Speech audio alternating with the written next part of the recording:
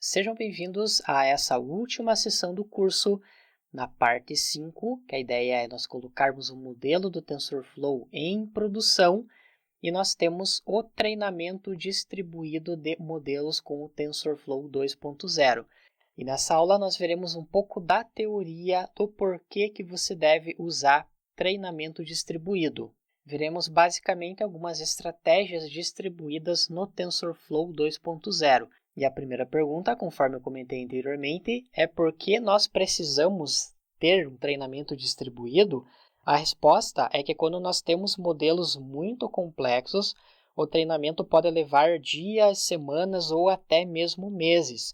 E essas técnicas elas são utilizadas para decrementar o máximo possível o tempo de treinamento, talvez de uma semana para somente algumas horas.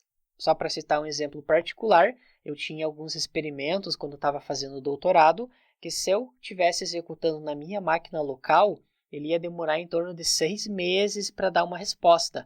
Aí eu tive que executar os experimentos no servidor da universidade e de alguns meses ele reduziu para em torno de 2 ou 3 semanas. Isso que não era um servidor tão potente assim. Porque se você estiver trabalhando com os servidores que existem hoje em dia, principalmente do Google, da Amazon, você consegue sim reduzir esse treinamento para horas, dependendo muito também da base de dados. Basicamente, nós temos duas estratégias, a síncrona e a assíncrona.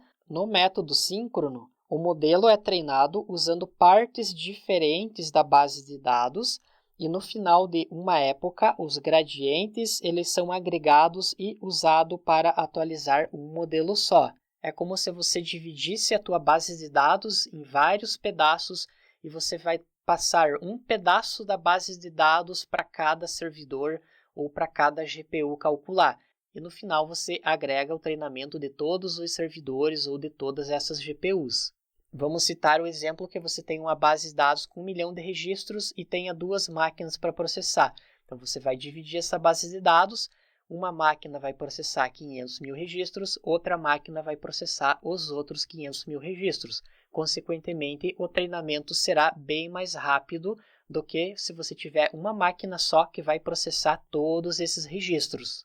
Com relação ao método assíncrono, todas as máquinas elas estarão treinando ao mesmo tempo, independentemente e fazendo a atualização dos pesos.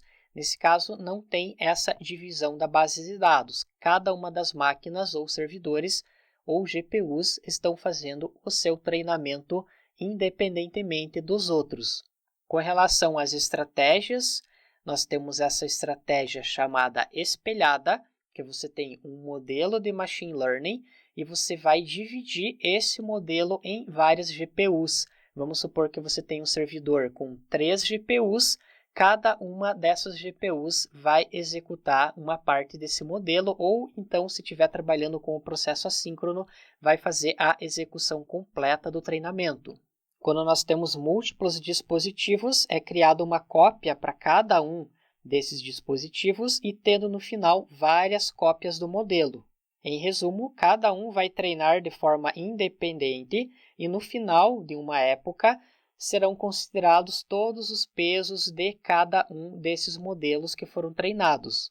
Nós temos essa outra estratégia chamada de Multi-Workers Mirror Strategy, ou seja, estratégia espelhada com multitrabalhadores, que você tem a rede neural e você tem o conceito de worker, que é um trabalhador.